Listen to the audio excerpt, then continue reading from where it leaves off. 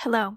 So today we are here to review the Spanish course from Damon Dominique called Everything I Wish I Had Learned in Spanish Class. Just for, disclaimer purposes, this video is not sponsored, but I did receive free access to the course for the purposes of a review.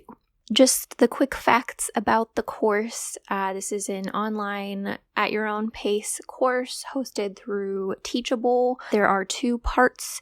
The beginner/intermediate course is 17 chapters and approximately 11 hours worth of video content. That one is $199 by itself. The present tense, reflexive, negation, possessive, questions, present continuous, and direct objects. The intermediate course is 11 chapters and it has about 8 hours of video content.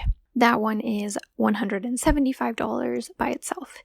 You can also do a package deal for both of them for $325.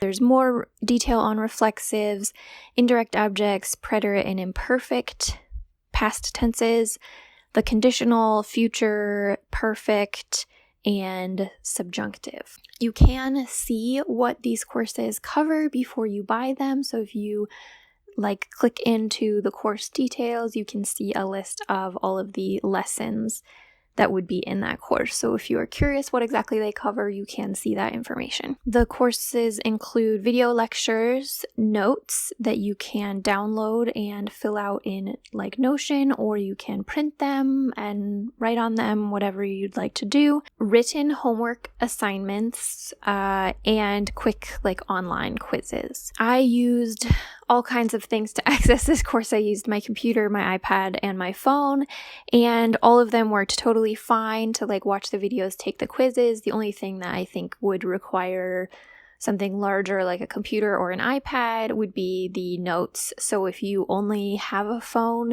and you would be accessing the course on your phone, I would try to print out those notes if you can at the library or a copy center or something. The only downside, I think, for the kind of navigation or functionality of the course is that it does not have subtitles or closed captionings available, at least at this time.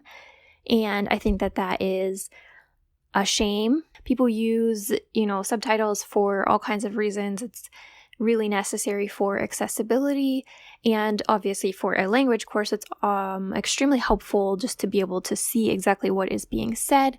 But definitely for anyone who is deaf or hard of hearing or has any kind of auditory processing issues, subtitles are very, very necessary. And so I think that's something that should be added.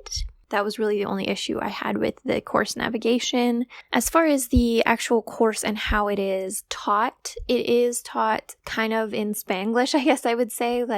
It's a mix of Spanish and English. As you might expect, as you get more advanced, there's more Spanish and less English, but it is a mix of Spanish and English. So ordinarily for a review, I would kind of try to do pros and cons, but I think some of these are really subjective, as in they might be a pro for some people and a con for others. So I am just going to kind of dive into the learning philosophy, the teaching philosophy of the course. I would start out saying, and he starts out saying, that this is primarily a grammar course. This is not setting out to teach vocabulary. You certainly could mine a lot of vocabulary from this course, from the notes, from the videos, if you wanted to do that, but it's not really set up for teaching vocabulary. He recommends learning that somewhere else. So this is definitely not purporting to be a complete resource, which is good because nothing is a complete resource, but this is definitely grammar focused. So I would say the most different and unique thing about this course is most courses, at least definitely for beginners, will really, really dramatically simplify things for your understanding. They will present absolutely the most simple form of everything and really just pound that into your head. You will be doing drills on it, etc., until you can construct a million simple present tense sentences I walk, they go to the store, all these kinds of things.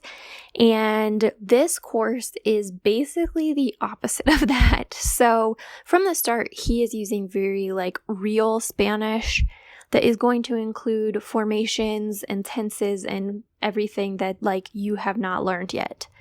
And so I think the big pro of this, well, there's two main ones that I can think of. The first one is obviously you're seeing a much more realistic Spanish, something that I think is very difficult to get used to if you learned kind of textbook Spanish and then are starting to use native resources, is that so much of Spanish is done with all these little words, like little connectors, little prepositions, direct objects, and that sort of thing. So presenting things long term in a very like sterilized English friendly way is not going to prepare your mind for that, and it's also going to make it very, very difficult to construct those on your own. So I think the earlier you can be exposed to that and the more you can be exposed to that, I think is very, very beneficial. And the second pro here would be it allows there to be much, much more interesting content much faster in the course. You do eventually get to the kind of like Spanish 1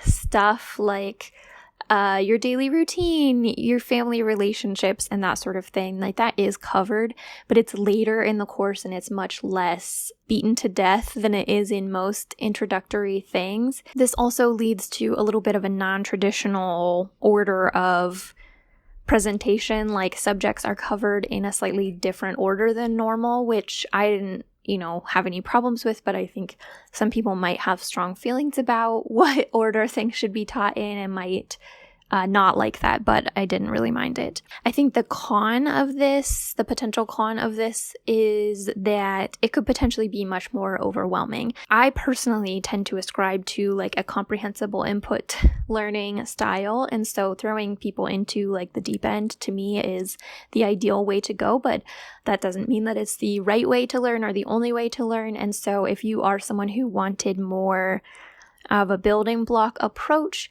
this might be really overwhelming to see all these things and not know what they mean, not understand how they're being set up yet. So I would say if that is the case and you would prefer more of like a, handheld approach, you would either need to use something more traditional alongside this course, like maybe you do the free SpanishDict.com lessons and then cover that same material in this course afterwards, or, use a different course entirely. The next kind of topic is that this course is very much advertised as emphasizing the things that are inherently different from English to Spanish, and, the advantage of Damon being a native English speaker in that he understands what is going to be difficult for your brain to understand. And so, I was like, okay, sure. But, I didn't know how much of that was going to be like, a gimmick or like just a selling point.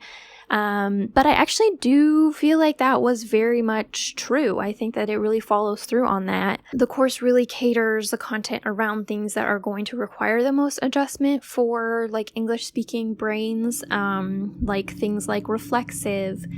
But additionally, it's just going to highlight small differences that would take you a long time to notice on your own, I think. Those little differences are just kind of dropped in everywhere, and I think that that is really, really helpful. And this kind of ties back into the first point, which is that the normal things are going to be taught very rapidly, like your conjugation tables and your things that are very, very similar from English to Spanish are pretty much just, you go over them once and they show up in the homework and then that's it. And then you will spend much longer on things that might not seem quite as major, but are significantly different and therefore might require more explanation or more kind of grappling with. So again, that could be great, or you might be like, wow, we just covered present tense conjugation in like 10 seconds and I'm going to need a lot more than that.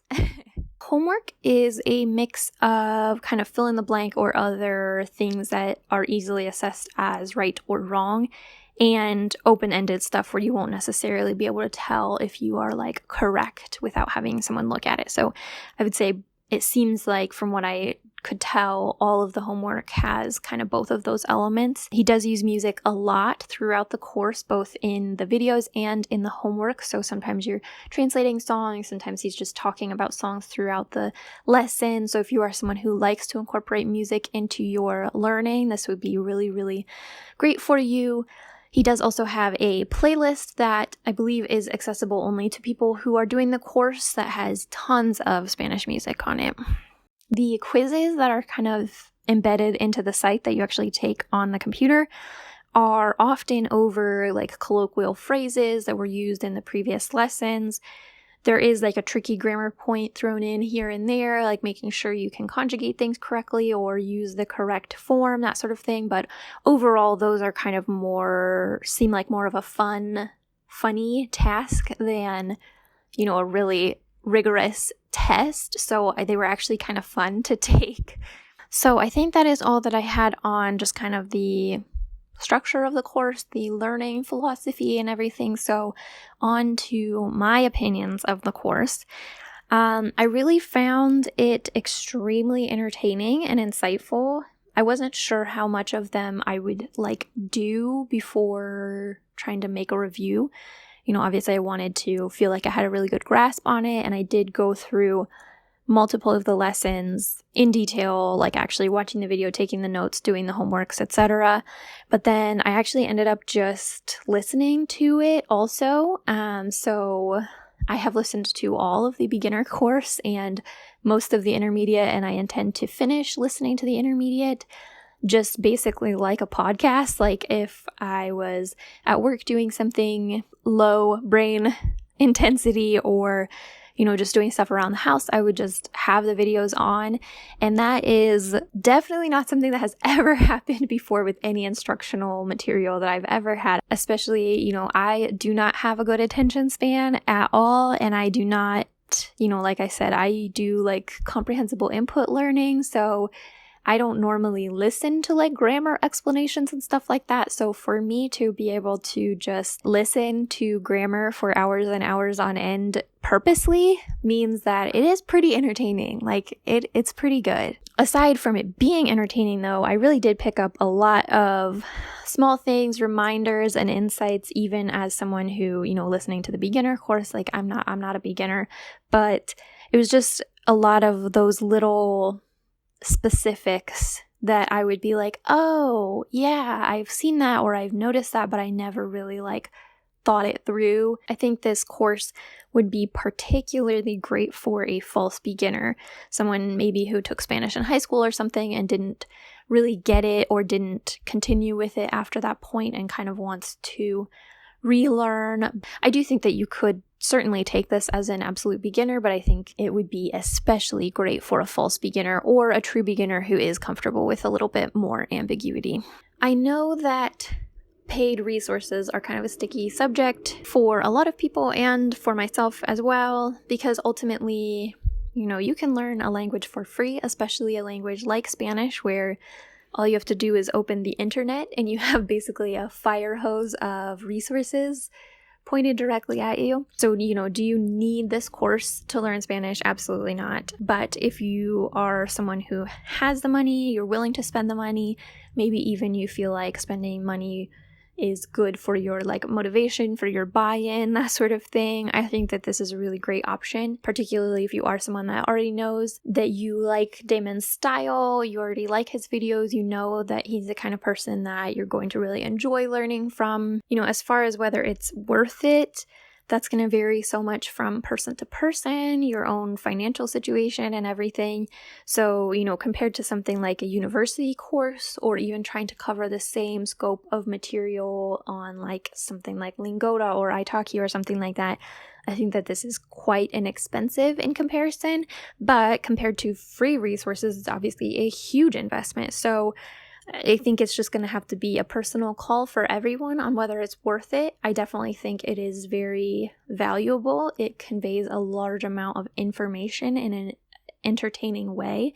And I don't think that it is pretending to be anything that it's not. I think that it is delivering what it claims to deliver. If you do want to purchase the course, I do have an affiliate code that will be in the description box. It is completely optional. You absolutely don't have to use it. Totally up to you. I am happy to answer any questions that I can in the comments, and I will see you in the next video. Bike to work, but it was taking up all my time. So then they walk out of the club and they're like, anyways, sorry. You know what you signed up for? If you wanted the very normal class, there are plenty of things out there. That's nothing but normal stuff. Well, not gonna apologize for being me.